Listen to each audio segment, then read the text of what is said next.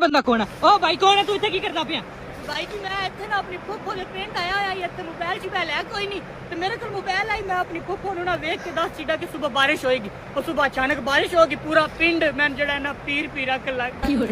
मैं हुन बड़ा तंग होया या पूरा पिंड मेरे पीछे पीछे लगा होया भाई जी ओदे तो जान छुड़ा के पीछे बजया होया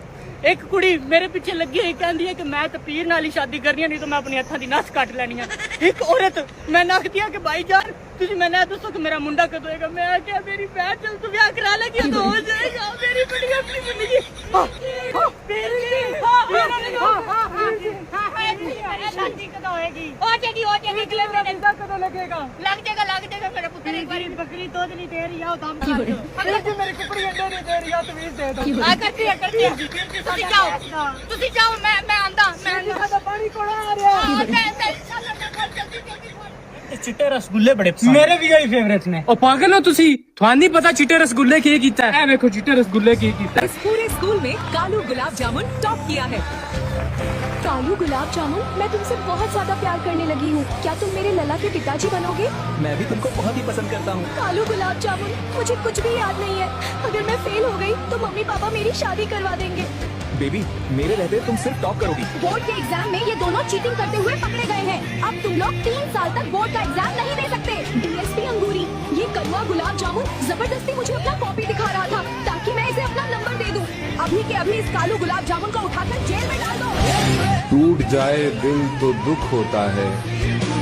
करके मोहब्बत किसी से ये दिल रोता है। आज तो बाद मैं चिट्टा रसगुल्ला खा गया ना मेरा तुसी नाम चिट्टे रसगुल्ले बैन बाइकाट करो।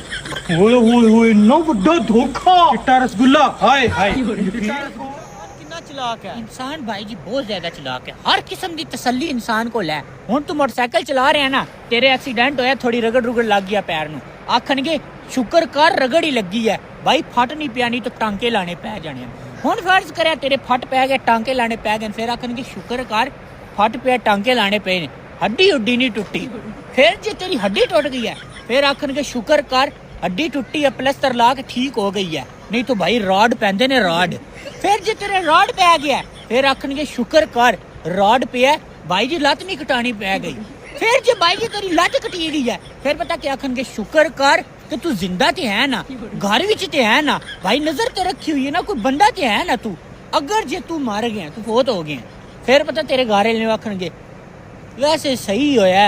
इंज दी जिंदगी जी के भी क्या फायदा जिवें दी जिंदगी हुन वेख ना चल फिर रिया नहीं क्या फायदा है